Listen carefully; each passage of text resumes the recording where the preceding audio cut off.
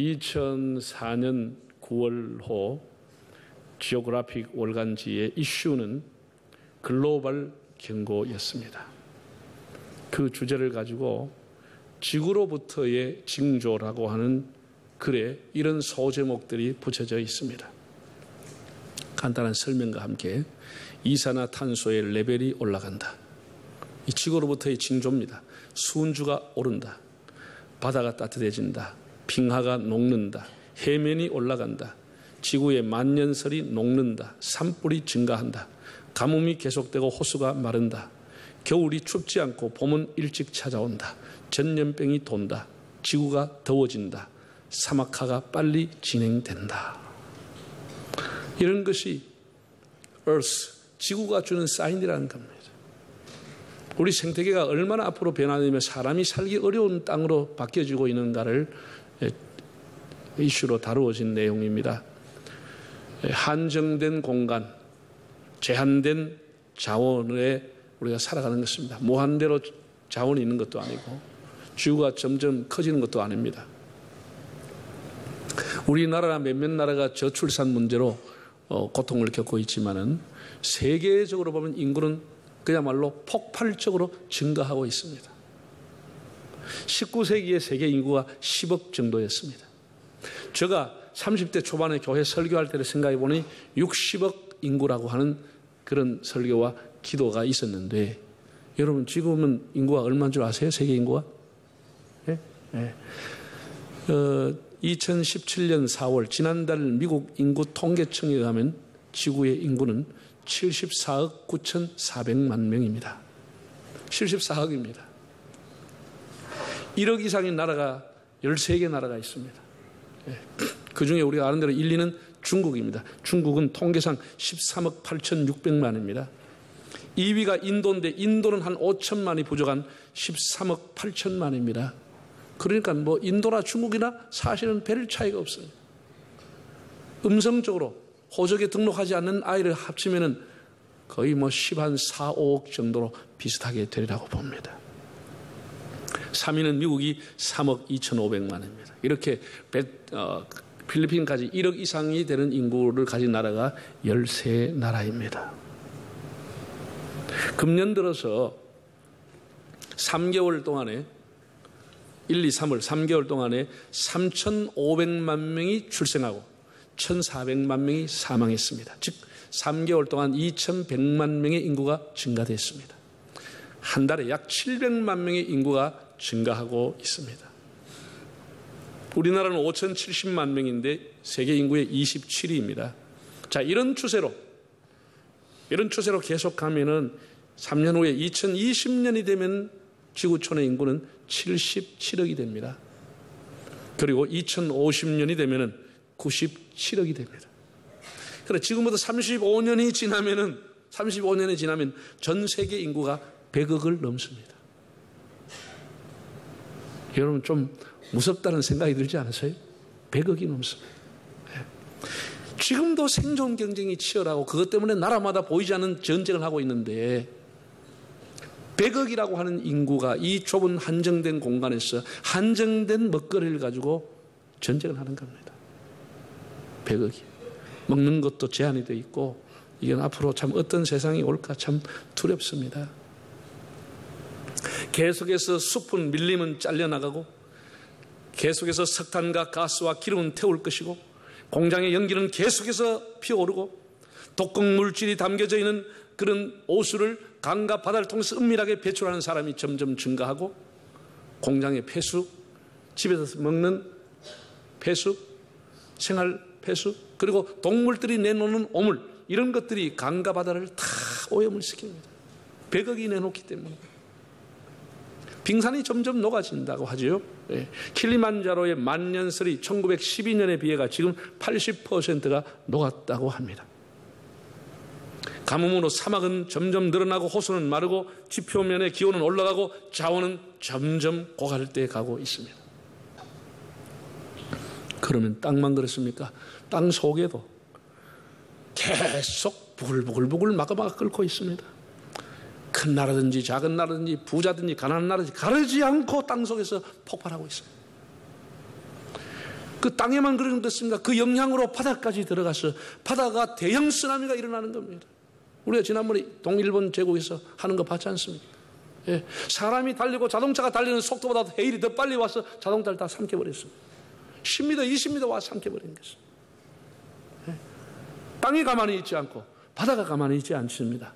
그러면 하늘은 가만히 있습니까? 오늘 성경에 보니 이럴 성신도 하늘의 권능이 흔들리고 있다라고 했습니다. 하늘의 권능이 흔들리고 있죠. 예, 수년 전에 진주에 운석이 떨어졌답니다. 그래서 요만한 거, 수박만한 거, 이런 거 하나 떨어진데 그게 뭐 2억, 3억 간다 그래서 주말 되면 부산 사람들이 그 운석 주로 진주 따고 갔지 않습니까? 근데 그 정도가 아니고 얼마 전에 러시아에서는 운석이 떨어졌는데 대형 버스만한 큰 돌이 떨어져 버렸어요. 여러분, 이게 대형 버스만한 돌이 10m면 떨어져도 밑에 있는 게 박살나버립니다. 그 하늘에서 만약에 맞았으면 그냥 가버리는 겁니다. 산산조각 나버립니다. 대형 버스만한 운석이 떨어졌습니다. 하늘의 권능이 지금 흔들리고 있습니다. 전체가 땅속까지, 바다까지, 하늘까지 쫙 씌우가 지금 흔들리고 있습니다. 저는 그런 말 그랬습니까? 오늘 성경에 보면 전염병이 돈다 그랬습니다. 여러분, 우리 어릴 때 AI 들어봤습니까? 구제역, 무슨 에볼라, 사스 들어본 적 있습니까? 그게 그때 있었는지 몰라도, 발견이 못 되는지는 몰라도 생전은 처음 들어보는 그런 바이러스 이름들 때문에 사람들이, 수많은 사람이 죽고 공포에 떨고 있습니다. 네. 미국의 ABC 방송에 레스터라고 하는 의학 박사가 나와 경고를 했습니다. 지금은 조류 사이에서만 AI가 발생하지만 멀지 않아 인간들끼리 감염되는 악성 바이러스가 나오리라고 예고했습니다. 저는 그렇게 될 날이 온다고 봅니다. 안 되면 좋지만 사람들끼리 감염이 되는 겁니다. 조류끼리가 아니고. 그러면 같은 가족끼리 다 전염이 되는 겁니다. 이렇게 공동체에 모여서 예배를 못 드리는 겁니다. 사람끼리 감염이 되니까 생존 확률이 50대 50이라고 그랬습니다. 사람이 감염될 때는 50대 50이 절반은 죽는다는 겁니다. 무서운 전염병이죠. 여러분, 그러면 이런 일들이 그냥 우연히 일어납니까? 이게 무슨 예수님이 말씀하셨는데, 예수님이 엄포를 주기 위해서, 공포감을 우리에게 심어주기 위해서, 우리를 무슨 협박하기 위해서 예수님이 이렇게 말씀을 했겠습니까? 2000년 전에 주님이 하신 말씀입니다. 자, 21장 10절과 11절 한번 읽어보겠습니다. 또 이르시되 민족이 민족을, 나라가 나라를 대적하여 일어나겠고 곳곳에 큰 지진과 기근과 전염병이 있겠고 또 무서운 일과 하늘로부터 큰 징조들이 있으리라. 또 25절, 이럴 성실에는 징조가 있겠고 땅에서는 민족들이 바다와 파도의 성난 소리로 인하여 혼란한 중에 곤고하리라. 사람들이 세상에 임할 일을 생각하고 무서워함으로 기절하리니 이는 하늘의 권능들이 흔들리겠습니다. 또 28절 볼까요? 이런 일이 시작되기를 시작하거든 일어나 뭐 하라고요? 머리를 들라, 너희 속량이 가까웠느니라. 우리 주님께서 이런 일이 일어나면은 일어나 머리를 들라, 너희 구속의 날이 가까웠다라고 말씀을 했습니다. 하나님은 일을 하시기 전에 늘 징조를 먼저 보여주십니다. 징조, 사인이 오는 겁니다. 헬라어로 징조라고 하는 단어는 세메이온이라고 하는 단어인데 표징, 표적, 군호를 짜할 때 그 군호, 징조, 전조를 의미하는 겁니다. 무슨 재난이든지 그 일이 일어날 기미가 먼저 보이는 것이죠. 여러분, 정권이나 나라가 그냥 무너집니까? 원칙과 상식과 양식을 벗어나는 일을 계속할 때는 정권도 무너지고 나라도 패망하는 것입니다. 다 전조가 일어나는 겁니다. 예? 여러분, 아이가 출산하기 전에 임산부에게는 출산의 전조가 먼저 오는 것입니다. 요즘 사회 문제가 되고 있는 이 뇌졸중, 소리 없이 찾아오는 이 죽음, 비참하게 하는 뇌졸중이라고 하는 것도 의사들 얘기를 들으면 그냥 오는 것이 아니고 반드시 뇌졸중의 전조가 온다는 겁니다. 갑자기 이분의 말하는 것이 어두워진다든지, 기억력이 감퇴된다든지, 두통이 심하게 온다든지, 사람이 행설수를 한다든지, 이런 것은 막 어지럼증이 와서 구토를 한다든지, 이거 다 뇌졸중의 전조라는 겁니다. 이러면 빨리 병원에 가서 정확하게 뇌를 정밀 검사를 해보든지 해야 되는데 에이 그러다 말겠지 하면 뻥 해버리면 막히든지 터지든지 둘 중에 하나가 오는 겁니다. 막히든지 터지든지 전조가 오는 것이죠.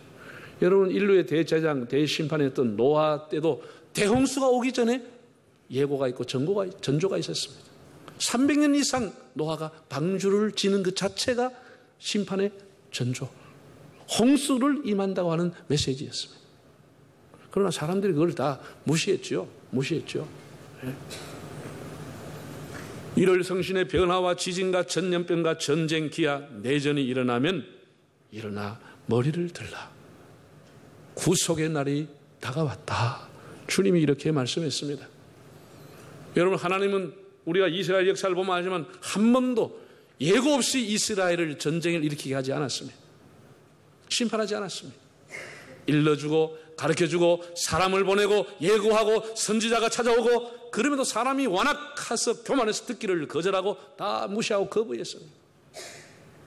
그래서 심판이 온 것이지 하나님이 아무 예고 없이 심판한 것은 아닙니다. 다 하나님께서 이 세상에 종말이 오기 전에 이렇게 하늘과 땅과 바다 속을 통해서 하나님이 징조를 주시겠다, 사인을 주시겠다고 말씀을 했습니다. 지금 그런 사인이 곳곳에서 일어나고 있습니다. 헨리 나우엔이라고 하는 분이 쓴 희망의 씨앗이라고 하는 책이 있는데 거기에는 메모리아 데이라고 하는 하나님을 기억하라고 하는 말이 있습니다. 어떤 사건, 어떤 징조에서든지 하나님을 기억하라고 하는 뜻입니다. 하나님의 뜻이 있고 거기에는 하나님의 계시가 있다고 하는 뜻입니다. 태풍, 그냥 센 바람, 위력 있는 강풍이 아니라 그 속에 있는 하나님의 뜻을 읽으라는 것입니다. 즉 우리 존재의 중심을 내 중심에서 하나님의 중심으로 존재의 중심을 이동하라고 하는 뜻입니다. 내 뜻과 내 생각과 내 해석이 아니라 하나님의 뜻을 생각하고 하나님 앞에 무릎을 꿇으면서 하나님 중심으로 내 존재를 바꾸라는 것입니다. 우리가 태풍이 나면 피해가 얼마나 났다 그 피해만 보지 말고 바람과 태풍 뒤에 계시는 하나님의 손을 볼 수 있어야 하는 겁니다. 예수님께서는 이러한 환난과 징조가 있으면 하나님께 초점을 맞추고 머리를 들고 하나님을 앙망하라 이렇게 말씀을 했습니다. 우리는 환난이 나면 탄식하거나 울거나 슬퍼하거나 도망가거나 후회하거나 될 대로 그냥 되는 대로 살아버리자 그렇게 포기하며 살지 말고 그때라도 일어나서 하나님을 바라보라. 하나님을 보라. 하나님의 긍휼을 바라보라. 이렇게 주님은 말씀을 했습니다. 그러면 일어나 머리를 들라라고 하는 의미가 구체적으로 뭘까? 우리 주님께서 스스로 세 가지 말씀을 했습니다. 일어나 머리를 들라고 한 뜻이 뭐냐? 자, 34절에서 36절을 읽어보겠습니다. 너희는 스스로 조심하라. 그렇지 않으면 방탕함과 술 취함과 생활의 염려로 마음이 둔하여지고 뜻밖의 그날이 덕과 같이 너에게 임하리라. 이 날은 온 지구상에 거하는 모든 사람에게 임하리라. 그러므로 너희는 장차 올 이 모든 일을 능히 피하고 인자 앞에 서도록 항상 기도하며 깨어 있으라 하시니라. 우리 주님께서 일어나 머리를 들라고 하는 것을 친히 해석을 하기를 세 가지 정도로 말씀을 했습니다. 한번 따라할까요? 스스로 조심하라. 인자 앞에 서도록 항상 기도하라. 늘 깨어 있으라. 이런 전조가 보일 때, 이런 사인과 징조가 올 때는 이 세 가지를 우리가 생각해야 되는 겁니다. 첫째는 스스로 조심하라. 그렇지 않으면 방탕과 술 취함과 생활의 염려로 마음이 둔하여지고 뜻밖의 덕과 같이 그날이 임하리라고 했습니다. 누가 주의를 시켜서가 아니라 자기 스스로 조심하라는 겁니다. 스스로. 환난과 말세의 징조가 있으면 사람의 마음을 스스로가 컨트롤하고 자기 마음을 지키라는 것입니다.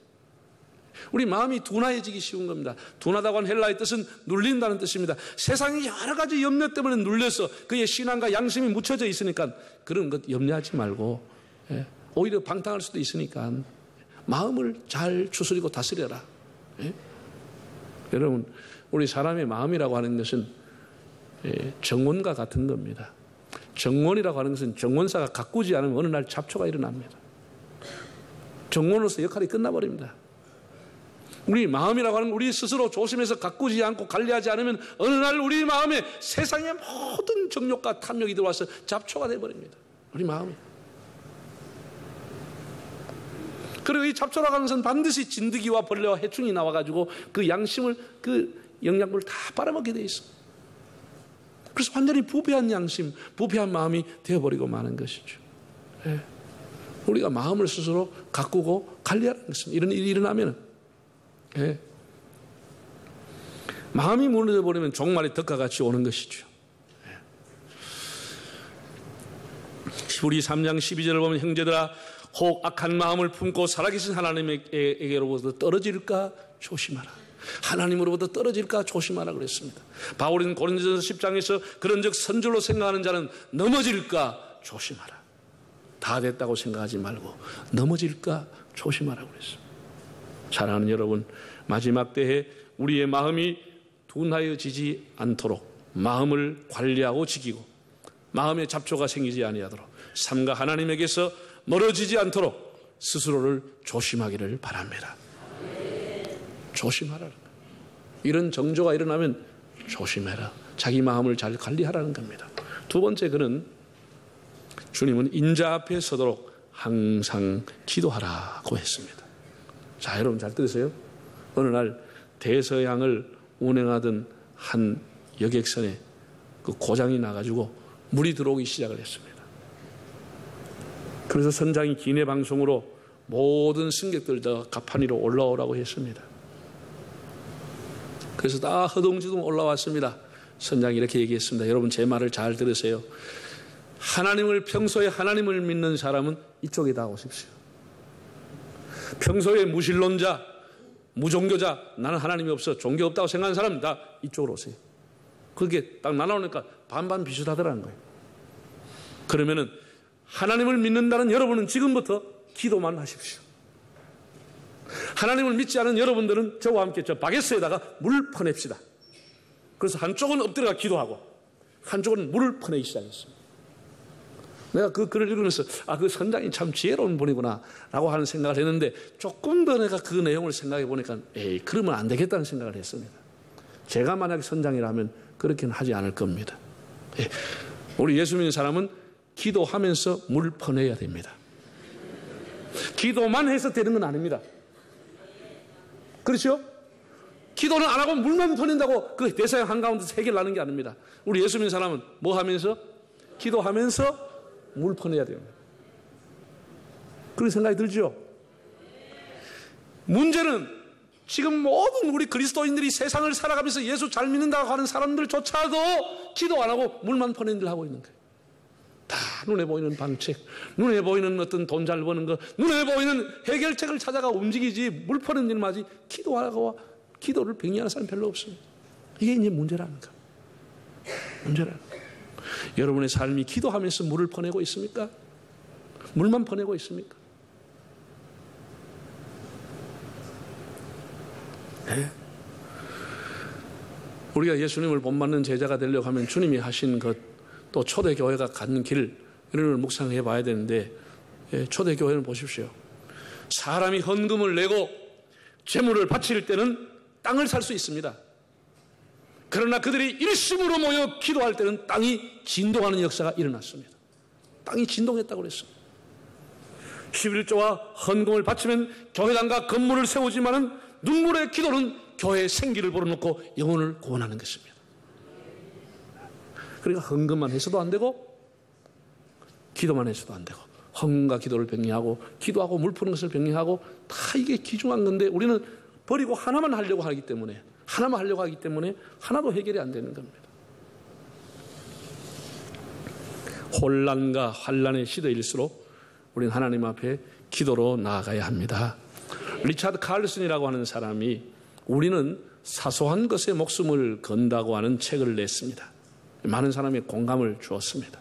정말 사람들이 시간이 지나서 보면 별것 아닌 것, 아무것도 아닌 것, 뭐 헛된 일, 그런 데다 막 목숨을 걸고 미래를 걸고 성패를 달리는 것처럼 집착을 하고 시간을 투자해서 심각하게 하고 있다는 겁니다. 별거 아닌 일에 여러분 목숨 걸지 말고 정말 하나님 앞에 기도하는데 시간을 투자하기를 바랍니다.